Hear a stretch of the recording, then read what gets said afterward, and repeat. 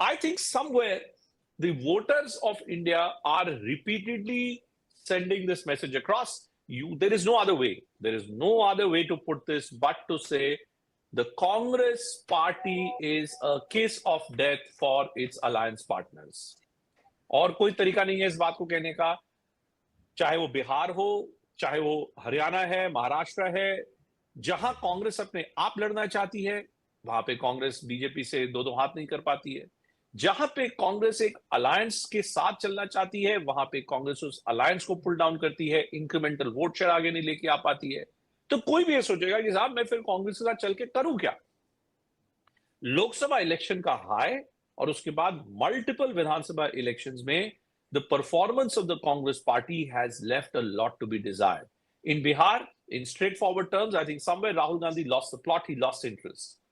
The moment he saw कि ये भाई special intensive revision of polls की बात हो ही नहीं रही है, मेरी पार्टी मेरे साथ नहीं चल रही है, he had lost the interest. But that's not the way you do politics.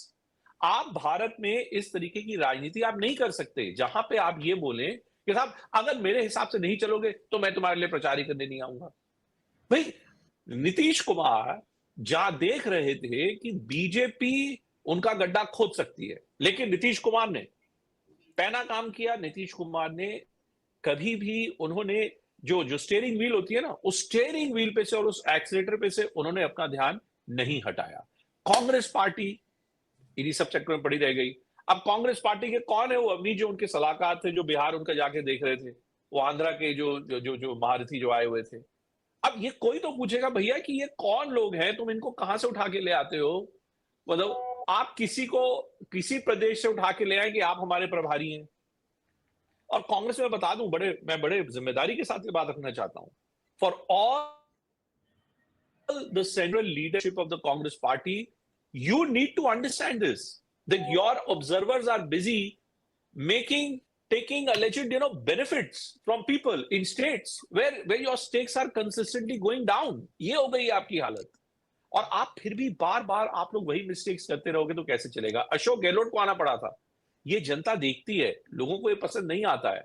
भाई आप इकलौती एक चीज जो दे सकते हैं वो है आप अलायंस को स्टेबिलिटी प्रदान कर सकते हैं, आप वो भी नहीं करते। ना आप इंक्रीमेंटल वोट लेके आ सकते हो, ना आप स्टेबिलिटी लेके आ सकते हो, ना आप किसी सवाल का आप जवाब दे सकते हो जो जाहिर तौर पे आपके खिलाफ होता है। तो भैया फिर आप क्या लेके आते हो? अभी क्या ये कहना सही होगा कि इस हार के बाद हिंदी पट्टी में, खास तौर पे हिंदी पट्टी में कांग्रेस के प्रति जो लोगों का जो भाव जो वैसे ही घट रहा था, अब जो अलायंस की पार्टी, पोटेंशियल अलायंस पार्टनर्स है, समाजवादी पार्टी है, राष्ट्रीय जनता दल है, बंगाल में भी अभी यही देखेंगे, कांग्रेस ममता बनर्जी के खिलाफ लड़ने लगेगा कि नहीं हमें तो भाई अकेला चलो रे भाई, हमें तो अपनी जमीन हमें तो तलाशनी है। क्या एक बार फिर से ये डिबेट क्या उत्पन्न होगा कि भाई कांग्रेस को अपने साथ रखना है, कांग्रेस से बोलो यार तुम जाओ यार, तुम अपने आप जाओ, तुमको जो लड़ना है तुम लड़ दो, क्योंकि तुम कोई लेके ही नहीं आ रहे हो सामने टेबल पे। क्या डिबेट दोबारा से शुरू हो जाएगा अभिषेक? बिल्कुल शुरू होगा, और वो कमोबेश शुरू हो गया था जब 3 राज्यों के नतीजे यानी राजस्थान, मध्य प्रदेश और छत्तीसगढ़ के नतीजे आए थे, तभी से शुरू हो गया था। लोगों को उम्मीद थी कि उन 2 चुनाव में जो है वो कांग्रेस पार्टी अच्छा करेगी, लेकिन जब नहीं अच्छा किया, तमाम एलाइज को इग्नोर किया, तमाम सारी चीजें किया, और उसके बाद फिर वो डिरेलमेंट चलता रहा है। जब फिर लोकसभा के चुनाव आए, नीतीश कुमार जैसा बड़ा एलाई आपसे अलग चला गया, क्योंकि उनको ये लग रहा था कि शायद वो भाई मुख्यमंत्री रह चुके हैं, प्रधानमंत्री के तौर पर कैंडिडेट घोषित हो, या फिर वो राजनीति में दूसरे विकल्प तलाशे, क्योंकि उनकी पार्टी लगातार सिंक हो रही थी, लगातार डूब रही थी, और उनके पास पार्टी और उसके कैडर को इंटैक्ट रखने के लिए 2 ही रास्ता था। या तो वो प्रधानमंत्री पद का उम्मीदवार बनते इंडिया गठबंधन की तरफ से, कन्वीनर बनते, फेस बनते, और या फिर वो एनडीए के साथ जाते, जहां पर उनके सलाहकारों ने उनको सुझाव दिया कि हमारी जो सीटों की संख्या है वो कहीं ना कहीं सुरक्षित रहेगी, जो चीज पहले नहीं हो पा रही थी। तो ये एक बड़ा कारण था। सुदीप सर, आपका भी स्वागत है इस चर्चा में। तो ये दिलचस्प कारण था, जिसके नाते तो एक बात आप सही कह रहे हैं कि ये एक तरीके से जो बात हम लोग नीतीश कुमार को लेके कह रहे थे कि वो बैगेज होंगे या लगेज होंगे, तो वो बात कांग्रेस पार्टी के लिए भी जो है मुफीद साबित होती है कि वो बैगेज होगी या लगेज होगी, ये परिणाम बहुत साफ तौर पर स्थापित कर देंगे। और आप देखिए ना, आरजेडी जहां बीजेपी के साथ नेक टू नेक कर रही है रुझानों में, वहीं जेडीयू का जो आंकड़ा है और कांग्रेस का आंकड़ा, मतलब जो एलआई का मेन एलआई का आंकड़ा है वो पार्टी को पुश देता है, गठबंधन को पुश देता है। कांग्रेस पार्टी का ये आंकड़ा, कांग्रेस की तो 61 सीटों पर चुनाव लड़ रही है बिहार के अंदर, 101 पर नहीं लड़ी तो 61 सीटों पर लड़ रही है। वो जो पुश है वो नहीं दे पा रही। यानी अगर ये 25-30 का आंकड़ा होता, 25-28 का आंकड़ा होता, तो गठबंधन को जो है वो एज मिल रहा होता। उस नाते जो है वो कांग्रेस पार्टी कहीं ना कहीं एक तरीके से जो है वो बैगेज के रूप में एलाइज को दिखती है। और इसीलिए आप देखिए 2017 के विधानसभा चुनाव में अखिलेश यादव ने प्रियंका गांधी के दबाव में जरूर 125 सीटें दे दी थी, लेकिन बाद में उन्होंने कहा था कि मुझे लगता है कि हमने ज्यादा सीटें जो है वो कांग्रेस पार्टी को दे दी थी, इतनी सीटें नहीं देनी थी। इसलिए इस बार उन्होंने पहले ही कह दिया था, और खासतौर पर नीतीश कुमार के बाहर जाने के बाद, कि अगर आप सीट पहले नहीं तय करोगे कि कौन सी सीट पर कितनी सीट पर हम लड़ेंगे, तो उनकी जो यात्रा थी जो गुवाहाटी से शुरू हुई थी और उत्तर प्रदेश होकर के जा रही थी गुजरात की तरफ, उस यात्रा के लिए उन्होंने बहुत साफ तौर पे कहा था कि मैं उसमें भाग नहीं लूंगा उत्तर प्रदेश में। और पहले चरण में उन्होंने भाग नहीं लिया।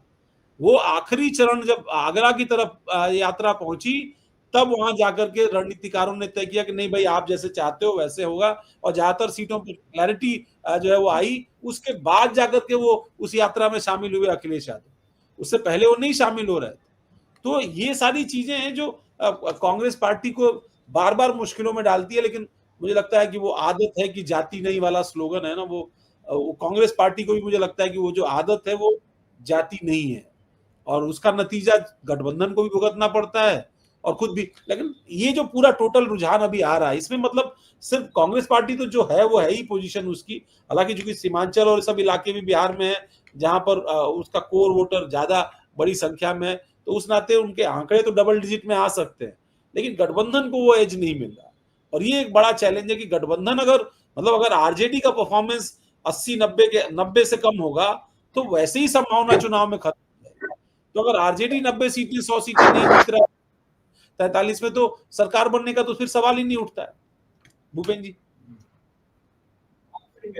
आप सही कह रहे हैं। सुदीप के पास जरा चलते हैं, क्योंकि सुदीप में पिछले 1.5 घंटे से लगातार सुदीप मल्टीपल स्क्रीन को लेके बैठे हुए हैं और सारे आंकड़े जो है कौन क्या कह रहा है वो उसको देख रहे हैं। तो सुदीप आप जरा बताइए कि टेलीविजन की जादुई मायावी दुनिया में क्या होता दिख रहा है वहां पर। ये देखिए, टेलीविजन की जो अपनी माया जो कोई नगरी है उनकी, वो बनाए अपनी जो मर्जी, क्योंकि हर एक में अलग अलग इसमें आंकड़ा आ रहा है, ऐसा कुछ नहीं कि सब एक आंकड़ा दिखा रहा है। मैं जो है खास करके आजकल, क्योंकि ईसी का काम जो है पहले धीरे होता था, आजकल बहुत जल्दी होने लगा है। इस वक्त मैं ईसी की वेबसाइट खोल के बैठा हूँ। इसमें जो है बीजेपी 28 में लीड पे है, जेडीयू 20 में, आरजेडी 17 पे, और एलजेपी 7 पे, कांग्रेस 3 पे, सीपीआईएमएल और ये एक नई पार्टी है कोई, उसमें एक एक। तो इसमें जो अभी के रुझान जो हैं, लीड जो हैं, वो ये हैं कि बीजेपी अभी टॉप पे है 28 पे, उसके बाद है 20 पे जनता दल। लेकिन जो अभी कांग्रेस की बात हो रही थी, आप लोगों ने जो कहा वो बिल्कुल मुझे सोना आने सच बात कही आप लोगों ने, कि कांग्रेस जो है अब अपने जितने भी गठबंधन के पार्टनर्स हैं उनके लिए पत्थर बने जा रहा है, मील का पत्थर जो इनको नीचे खींचे चला जा रहा है। लेकिन अभी आप देखिए तो कांग्रेस 17 सीट पे लीड कर रहा है, मतलब यानी कि उनकी 2 सीट का उनको नुकसान हुआ है। बीजेपी को 7 सीट का नुकसान, इस वक्त 7 सीट का नुकसान है। जेडीयू को 24 सीटों का मुनाफा हुआ है, 24 सीटों का इस वक्त।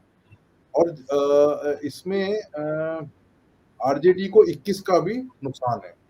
मेरा कहने का मतलब ये है कि आप जो कांग्रेस की बात कर रहे थे, 2 मिनट के लिए मैं कांग्रेस की बात करूंगा, कि वैसे तो सही बात है कि वो उनको नीचे खींच रहा है, लेकिन कांग्रेस की सबसे बड़ी गलती और गठबंधन की सबसे बड़ी गलती ये हुई थी कि उन्होंने कांग्रेस को 61 सीटें दी। किसी भी कैलकुलेशन में, किसी भी हिसाब में कांग्रेस को 61 सीटें नहीं मिलनी चाहिए थी, और उस 61 सीट के लिए लड़ाई झगड़ा अंदर से अंदरूनी उनकी भी बहुत ही ज्यादा विस्फोट हुए। फिर उसके बाद अटकलें चली, फिर उसके बाद 1000 तरीके के रूमर चले कि ये हुआ वो हुआ, उसमें भी खराब होता है। दूसरी बात ये है, इलेक्शन में फिर से ये बात तय हो जाती है, फिर से ये बात सिद्ध हो जाती है कि आप अगर ट्रांजैक्शनल पॉलिटिक्स करेंगे, यानी कि अगर आप वोट के लिए पहले एक कोई किसी तरह का सोशल वेलफेयर के नाम पे पैसा देंगे, तो इसका मतलब एक चीज तय है